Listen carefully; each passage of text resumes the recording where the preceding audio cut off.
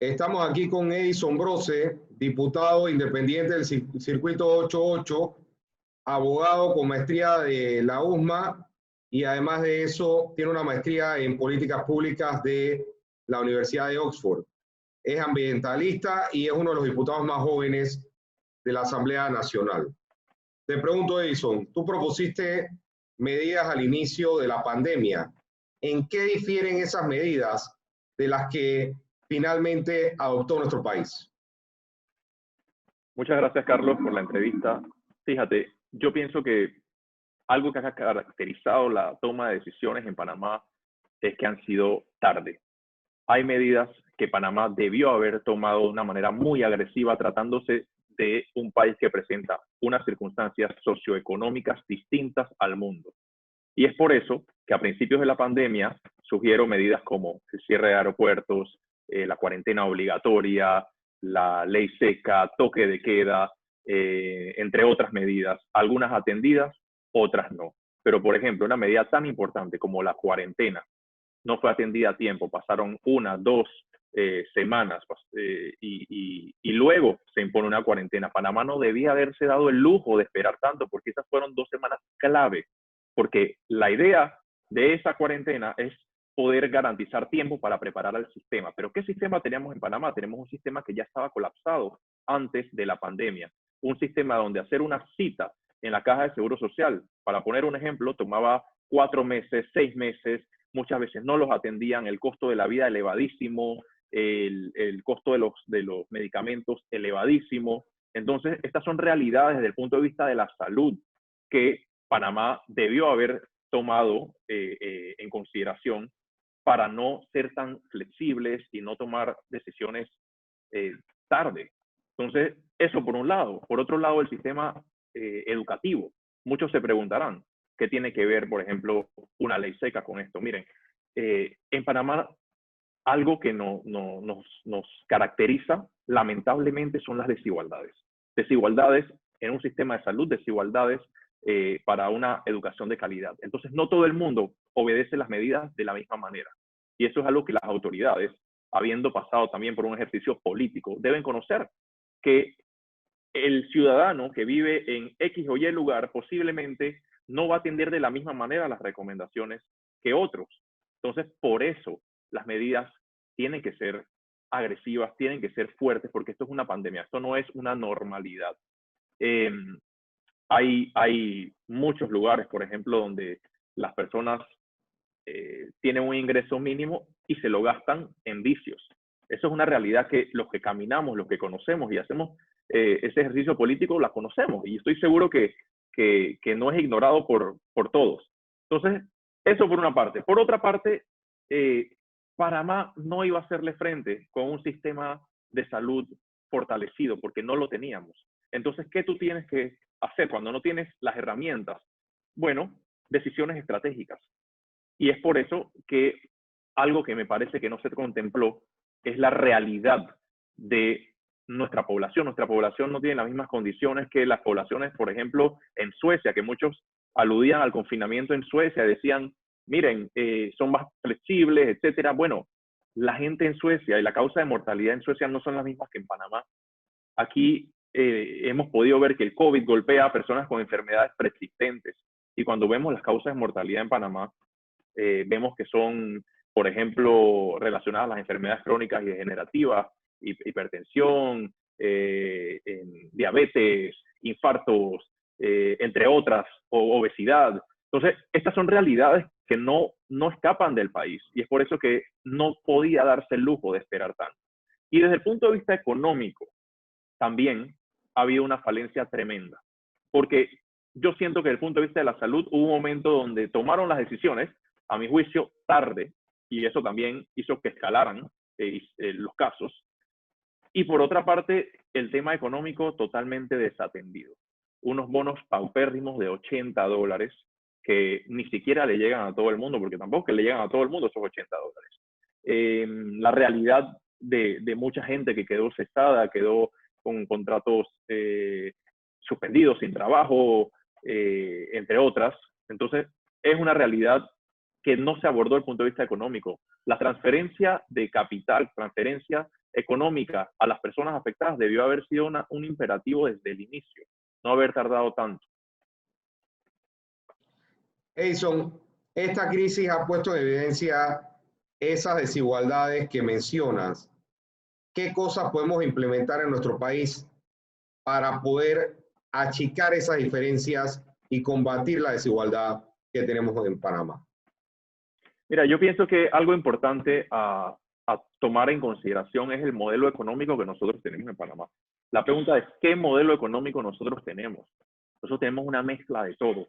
Para una cosa dicen ser muy capitalistas, para otras distorsionan el mercado y honestamente vemos solamente un enredo, no vemos una planificación y no hay una certeza de cuál es la rama económica por la cual se rigen en este estado. Y te doy un ejemplo. Yo escucho muchos que defienden a un modelo económico en particular que dicen el Estado no tiene que hacer absolutamente nada, solamente facilitar, ser un facilitador. Es decir, no debe intervenir, el mercado solo soluciona. Ok, yo entiendo que pongan ese modelo económico en práctica, pero los ves apadrinando exoneraciones millonarias. Los ves regalando subsidios, no solamente tanto a los ricos como a los pobres, sin un tipo de medición, sin un tipo de monitoreo, evaluación para ver si se logró el objetivo del subsidio. Los ves bajando impuestos sin ningún tipo o subiendo impuestos sin ningún tipo de estudio. Entonces, yo creo que eso genera esas distorsiones del mercado y es totalmente contrario al modelo económico que hoy en día se enseña en las universidades, que es una rama de la economía que es la economía del bienestar o el welfare economics. ¿Qué es lo que dice welfare economics? Que para poder que el Estado intervenga o tenga una justificación, tienen que cumplirse ciertas condiciones. Entonces, condiciones en las que el Estado no intervendría. Si hay competencia perfecta, si hay información perfecta, si hay mercados completos y si hay un comportamiento racional. Vamos a ir desmenuzando una por una. Ok. Información perfecta.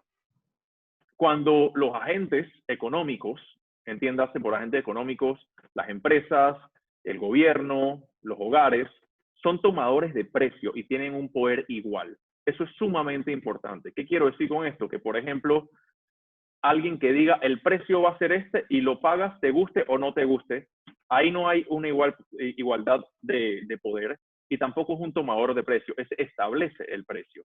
Entonces, eso generalmente lo vemos mucho en los monopolios, lo vemos mucho en los oligopolios, que se ponen de acuerdo estos agentes económicos y establecen el precio cuando la realidad es que el precio debe obedecer a lo que está la demanda dispuesta a pagar y están las empresas dispuestas a crear ese producto. Entonces, ¿cuándo se produce generalmente esta información imperfecta?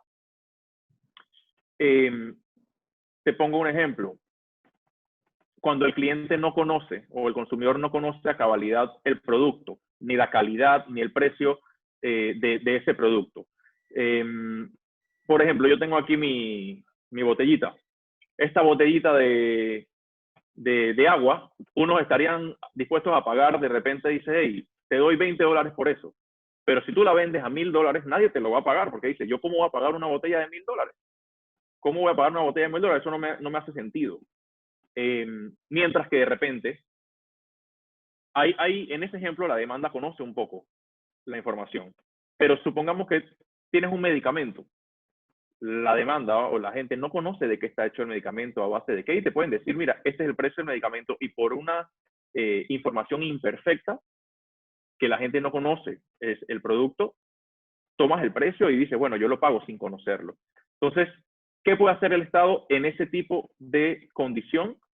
El Estado puede intervenir como ya hace con agencias estatales, por lo menos Acodeco. Acodeco te muestra por medio de su publicidad, hey, estos son los productos, esta es la calidad de los productos, este es el precio de los productos, para ir disminuyendo esa brecha de la falta de información. Ese es una de las condiciones que se establecen para que el Estado, si no se cumplen, pueda intervenir. La otra es la competencia perfecta, que es lo que hablamos de los precios. no hay competencia perfecta donde grupos económicos dicen, nos ponemos de acuerdo y establecen un precio. Ahí no hay una competencia perfecta. Y eso también es una justificación para que el Estado pueda intervenir, ya sea por medio de la regulación, ya sea por medio de, digamos, estableciendo concesiones muy precisas para hacerle frente a esto. Por ejemplo, en el caso de la comida, vemos la comida está altísima. ¿Qué podría hacer el Estado? El Estado puede crear mercados de abasto para poder, como quien dice, si la comida te tiene este precio acá, tú creas un mercado de abasto, pones el precio que es, y la competencia debe irse, como quien dice, nivelando un poco. Esa es una alternativa que podría existir. En el caso del comportamiento racional, bueno, el comportamiento racional es lo que dice que el individuo o el agente económico va a tender a maximizar su utilidad. ¿Qué quiero decir con eso? Si yo tengo $10 y tengo la posibilidad de comprarme un libro que me gusta o una pastilla, sería irracional que yo con $10 compre una pastilla. Entonces, eso es algo que se estima dentro de esas condiciones. Y la otra es la competencia perfecta. Creo que ya la mencioné las 4 características. ¿Cómo voy? Sí, sí. Competencia perfecta, mercado perfecto, información disponible. Y la cuarta sería... La de comportamiento racional, que es la que acabamos de mencionar. Entonces, estas condiciones vienen a ser, es lo que se conoce dentro de esta rama de la economía como el primer teorema fundamental. ¿Qué quiere decir esto? El Estado, si ve que alguna de estas no se cumple, entonces le da pie a intervenir. Esa por una parte. También está lo que se llama las externalidades. Las externalidades que pueden ser positivas o negativas. Por ejemplo, hay una empresa que está construyendo, no sé, plástico y está atentando contra el medio ambiente. El Estado puede intervenir. Hay una fábrica de repente que es una fábrica que está emitiendo gases y está enfermando a la comunidad. Esa es una externalidad negativa, afectando a todos los demás, está enfermando a los demás. El Estado puede intervenir. También hay externalidades positivas. Supongamos, se crea una carretera en un lugar donde no existía para poder unir una comarca con la ciudad, y a lo largo de la carretera empiezan a surgir también modelos de negocio, entre otras. Entonces, sería una externalidad positiva. ¿Cómo podría el Estado intervenir frente a las externalidades? Bueno, yo lo explicaría con un ejemplo. Tratándose del tema ecológico, tendríamos, digamos, o la demanda tiene la posibilidad de escoger entre una electricidad a base de búnker o las energías renovables. Pero la que es a base de búnker, a base de petróleo, genera gases de efecto invernadero que están dañando nuestro planeta. Entonces, ¿el Estado qué puede hacer? ¿Cómo podría intervenir? Ok, vamos a poner un impuesto a esto, un impuesto correctivo a la empresa de búnker, y con lo que recaudamos con este impuesto, le damos un subsidio a la energía renovable para que se nivele un poco y la demanda pueda, digamos, adquirir energía limpia, y tiene un propósito, que el propósito ulterior es salvar el medio ambiente. Entonces, hay muchas maneras en las que el Estado puede intervenir, pero tiene que haber una justificación. Tampoco es como que cuando les da la gana. Pero ¿qué es lo que yo observo aquí en Panamá? Un modelo totalmente distorsionado.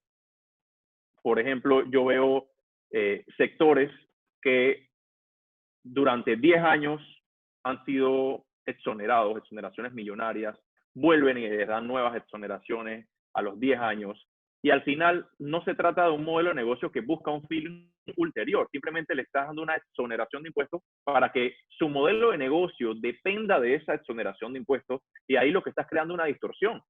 Es como si Blockbuster, en la época donde estaba todavía compitiendo con Netflix, Blockbuster está perdiendo su clientela, ¿sí? Porque sale Netflix. Y es como que el Estado panameño diga, como tú eres amigo mío, yo te voy a dar un subsidio. Pues eso no dice el capitalismo.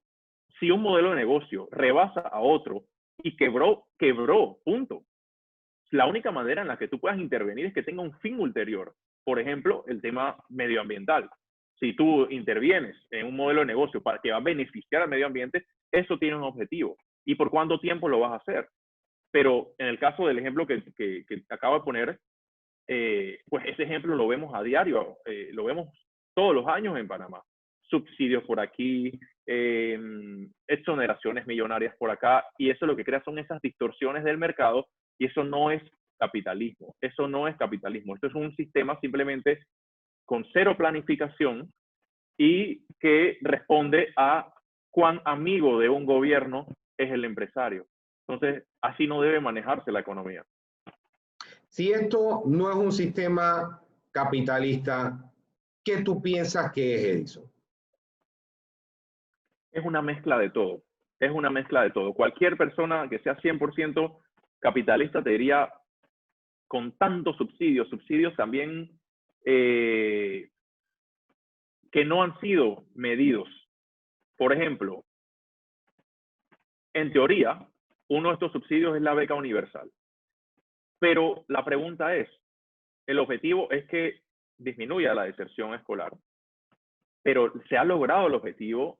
¿Hay manera de perfeccionar ese subsidio o hacerlo de repente más específico para garantizar que ese dinero vaya a la educación del joven y no vaya a una nueva tarjeta de celular o a un nuevo celular para el papá o algo así? O sea, hay una manera de poder de monitorear y evaluar esas políticas en el tiempo, pero eso es algo que no se estila aquí en Panamá. Por un lado tenemos unos que satisfacen a sus amiguitos del poder, y por otro lado también está el político que busca satisfacer a su clientela política, y lo que crea también son distorsiones del mercado y crea un electorado totalmente dependiente. Entonces eso nos afecta a nosotros como país también. Suena muy lindo que el Estado te esté regalando todo, suena bonito, pero en la práctica tampoco nos ayuda a nosotros a desarrollarnos y crecer. Entonces, yo creo que el mecanismo de redistribución de la riqueza no tiene que ser por ese tipo de subsidios, tiene que ser por medio de una educación de calidad, por medio de un sistema de salud de calidad, donde esos recursos se puedan transferir de una manera que pueda rendir frutos.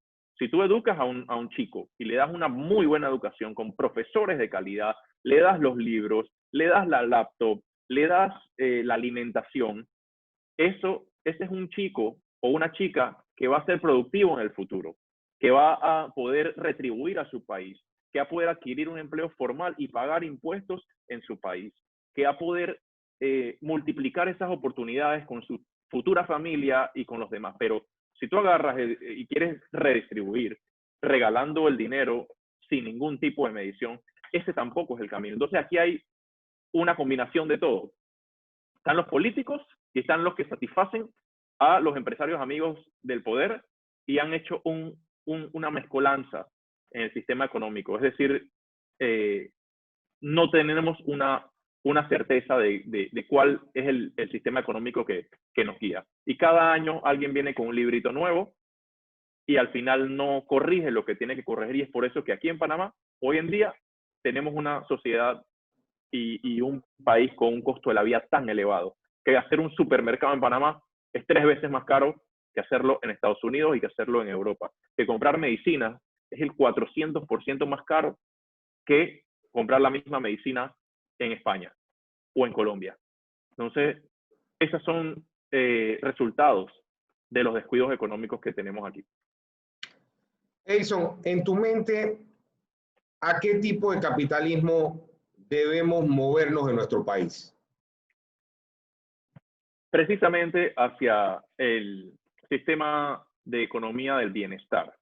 Hay maneras de abordar la economía, y a los economistas les preocupa mucho el tema de la eficiencia por una parte y por otra parte la distribución de los recursos. Estas son dos cosas que hoy en día son balanceadas. Y cuando digo hoy en día es porque hubo un momento, por lo menos desde los 80, donde el enfoque fue totalmente hacia el crecimiento económico, hacia la eficiencia, que es un enfoque válido. Pero hoy en día el crecimiento económico no es el único indicador, también está el bienestar.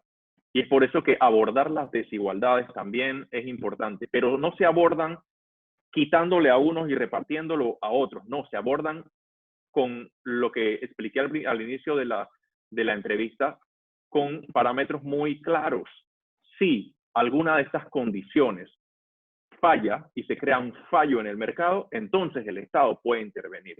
Eso es muy diferente a esa concepción de los años 80 que dicen el Estado no hace nada. Puede haber monopolio, pueden estar destruyendo el planeta, el Estado solo mira, que al final tampoco es que se ha cumplido, ninguna de las dos. Entonces, la economía del bienestar es la que en este momento es tendencia en Europa, tendencia a nivel mundial. Los mejores economistas, por ejemplo, hablan de estos temas. Gente como Krugman, gente como Gruber, como Barr. Y eso, para mí, yo creo que nos muestra también de cómo estamos, porque cuando yo escucho acá muchos aficionados a la economía, pero hablan de esa economía donde el Estado no interviene, yo digo, ¿en qué siglo están viviendo? ¿Cuándo fue la última vez que se actualizaron? Si los premios Nobel en economía, Stiglitz, por ejemplo, han sido claros con el tema de abordarlo, tanto desde el punto de vista de la eficiencia como también desde el punto de vista de la equidad o la distribución de las riquezas. Edison, si Donald Trump en los Estados Unidos ha financiado desde el inicio de la pandemia los sueldos con una ley que literalmente se denomina Ley de Protección de los Sueldos, ¿por qué no hicimos lo mismo en Panamá? ¿Por qué si los capitalistas hacen una cosa, nosotros hacemos algo distinto en nuestro país? Bueno, esa respuesta la tienen que tener definitivamente las autoridades que manejan el tema económico, y ha sido uno de mis mayores sinsabores, porque culpa mucho al sector salud también de cómo ha ido escalando todo, pero los que toman decisiones desde el punto de vista de la economía son responsables. Ellos también son corresponsables de esto, porque no puedes mantener una cuarentena con una transferencia de ridículos $80. Eso no es así, y menos un país que tiene un 45% de informalidad. ¿Cómo haces para desentenderte de la gente y pedir préstamos millonarios que ha sido el momento? Este es un momento para pedir los préstamos porque están bastante bajos en cuanto a la tasa de interés. Me parece que eso es algo que está bien, pero la pregunta es, ¿qué vas a hacer con ese préstamo?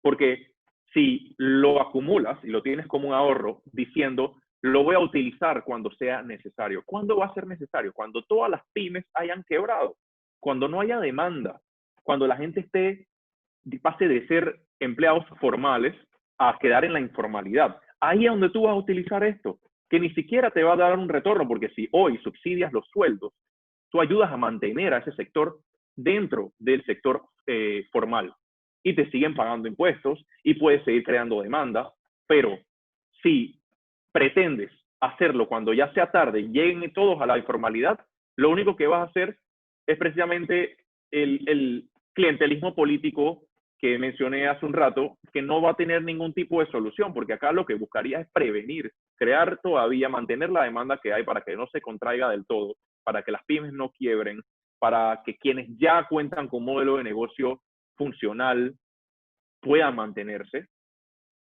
Es que esa debe ser la prioridad. Una preocupación grande que tenemos en la economía panameña es que cuando termine esta pandemia y cuando termine el periodo de moratoria muy largo que hemos tenido, el panameño va a deber 7 meses de tarjeta de crédito, 7 meses de hipoteca, 7 meses de préstamo de carro, 7 meses de préstamos personales, y no va a existir posibilidad de consumir porque toda la plata, si es que se tiene la suerte de tener un empleo, va a ir a pagar deudas viejas. ¿Cómo tú estimularías el consumo en ese momento? Precisamente con decisiones a tiempo. No podemos esperar que sea más tarde, que las empresas estén en quiebra para tomar acción. Yo creo que esto es algo donde el tiempo juega ese papel tan importante, porque ¿cómo estimulan el consumo en otras latitudes? Bueno, con la política monetaria o con la política fiscal. Pero nosotros no lo podemos estimular con la política monetaria porque aquí no hay un banco central, pero sí tenemos unos préstamos que ya hemos pedido. Es decir, podríamos estimularlo abordarlo con el estímulo keynesiano en este momento, y es poner esos préstamos directamente en las manos del trabajador, en las pymes, para protegerlo.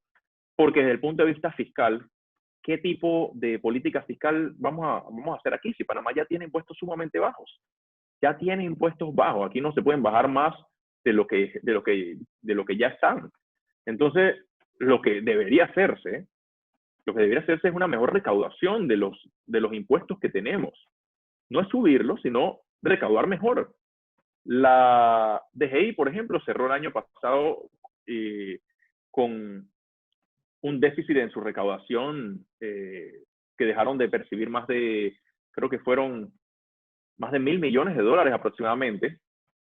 aproximadamente. Vemos también la Caja de Seguro Social como el sector privado debe una gran cantidad de dinero. Entonces yo creo que aquí el tema de la recaudación es algo que hay que tomar en serio, porque ese es el dinero que se utiliza para la salud, que se utiliza para la educación, para proteger nuestro medio ambiente, entre otras. Entonces, el estímulo que debería existir para que haya consumo es no perder el tiempo y hacer esa transferencia económica directamente a las manos del trabajador. Tú propusiste antes de la pandemia una ley que se iba a llamar Ley de Alivio Tributario. ¿En qué estado está ese proyecto? El proyecto se encuentra ahora mismo en primer debate en la Comisión de Economía y Finanzas. Lamentablemente no ha prosperado, se ha mantenido en esa subcomisión. Esperemos que en este segundo periodo legislativo podamos hablar con quien esté al cargo de esa comisión para que le dé el curso legislativo correspondiente, porque es un proyecto importante que lo que busca es precisamente actualizar una exoneración que ya ha existido en Panamá, que es hasta los $11.000 anuales, las personas no pagan el impuesto sobre la renta. Nosotros estamos actualizándolo para que quienes ganen hasta $15.600 anuales no paguen el impuesto sobre la renta. En otras palabras, quienes ganen hasta $1.200 no estarían pagando impuestos sobre la renta. Esto también ayudaría a poner de una vez más dinero en el bolsillo de miles de panameños, beneficiaría al 63% de los contribuyentes, porque no solamente el que no pagaría impuestos sobre la renta, sino también los que ya pagamos impuestos sobre la renta, es decir, todo el resto de los contribuyentes, tendrían una exoneración adicional de unos $4.600 al año. ¿Por qué? Porque se sube de $11.000 a $15.600. Entonces, al año, las personas van a ver más dinero en su cheque, que es dinero que puede ir directamente a la circulación para poder dinamizar la economía, para que haya más consumo, se cobre más, se recaude más en concepto de ITBMS y ayude a mover un poco la economía. Entonces, creo que es un proyecto importante, esperemos que pueda ser atendido pronto. Edison, ¿por qué algunas leyes pasan sumamente rápido cuando se exoneran grupos de importancia? Pero esta cosita que tú estás haciendo de $1.200 de sueldo ha demorado tanto.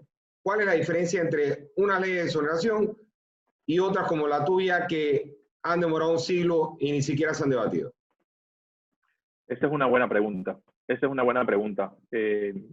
Y lamentablemente es una de las críticas que he sido más reiterativo dentro de la Asamblea. ¿Cómo es posible que los proyectos que van a ayudar a la gente, a la clase media de este país, los archivan, no les dan debate, te dan vueltas y te dicen, mañana lo vamos a discutir, mañana lo vamos a ver, lo veremos en una semana? Eso solamente pasa cuando son proyectos que ayudan a la gente. En cambio, cuando vienen de grupos económicos, los pasan a balazo. Entonces, hay una buena pregunta que hacerse. ¿Por qué? ¿A quién está respondiendo? Tanto la Asamblea como el Ejecutivo. ¿A quiénes están respondiendo? Entonces, yo creo que esa fiscalización la debe hacer el ciudadano, estar pendiente de lo que está haciendo su diputado, de las propuestas que está haciendo su diputado, cuántas leyes o cuántos proyectos de ley está presentando y la calidad de los mismos, porque tampoco se trata de decir, yo presento 10 proyectos de ley en un día y cuando ves el papel es algo que no sirve para nada. O los que no presentan, que también hay unos que no presentan nada y llevan un año entero y nada. Entonces yo creo que ahí la tarea la tiene que hacer también el ciudadano y está presionando a sus diputados, sobre todo para que sean independientes de criterio. No necesariamente tienen que meterse a la bancada independiente, pero pueden ser independientes de criterio, que voten a conciencia, que vean y distingan de cuando viene un proyecto con un interés particular para grupos particulares versus un proyecto que realmente beneficia a la gente. Edison, en muchas ocasiones hablamos de que los ejemplos de los Estados Unidos de Europa son países demasiado organizados, demasiado grandes, demasiado maduros, no son aplicables a Panamá. ¿Qué referencia en un país capitalista no desarrollado tú verías para nuestro país? Mira, yo lo veo bastante difícil tener un país que sea el ejemplo o el modelo a seguir directo y que tenga condiciones muy parecidas a las de Panamá, porque ni siquiera Costa Rica, que lo tenemos al lado, ha olvidado a su población como aquí. Aquí ha importado solamente el crecimiento económico en papel, pero la gente, el costo de la vida en Panamá, altísimo. Todo el tema de la malnutrición en Panamá es un costo y es un costo que nos está costando muy caro. Y lo estamos viendo también en cómo está la cantidad de muertes aquí en el coronavirus. Unos por ser personas adultos mayores y otros por tener condiciones persistentes. Nos está costando. El tema de la desigualdad en la calidad de educación, lo vemos en la prueba PISA. Lo difícil de ver esos resultados donde Panamá queda de último. El tema de transparencia a nivel de país. Da vergüenza vernos en cada lista negra, cada lista gris, simplemente porque unos han usufructuado de la posición geográfica, usufructuado de un modelo de negocio que solamente está ayudando a personas particulares, pero a costa del buen nombre y la buena imagen del país. Porque estar en esas listas no nos ayuda a nosotros para nada, al contrario, eso hace que las buenas inversiones, que las inversiones serias que podrían traer miles de empleos, no lleguen a Panamá. ¿Por qué? Porque hay unos que otros que le sacan provecho a una serie de actividades y están totalmente reacios a actualizarse en un mundo globalizado, en un mundo donde la transparencia es una pieza fundamental. Edison, una última pregunta. Si tú tuvieras el control del país, ¿qué harías en esta pandemia? Bueno, ante todo, tomaría decisiones a tiempo y sería responsable de las decisiones que tomaría, junto con el equipo. Esas decisiones, evidentemente, serían también bajo un proceso de consulta sobre la marcha. Es decir, uno toma la decisión, por lo menos el tema de la cuarentena, ahí no había mucho que pensar. Sobre todo tratándose de un virus nuevo, un virus donde no se conocía ni no había un manual de cómo resolverlo. Tú tomas la decisión, pero también escuchas a todos los sectores, lo sientas a todos, los escuchas, te nutres un poco. Además, abordaría las desigualdades. Yo creo que es importante ver las ventajas de tener también una población educada. Y yo te pongo el ejemplo de Uruguay. A mí me gustó ver el caso de Uruguay, el caso de países asiáticos donde dicen, gente, esto nos hace daño, no salgan de su casa, y la gente obedece. Pero esa cultura cívica es parte de una buena educación también. Hay una cultura cívica, algo que no hay tampoco aquí en Panamá.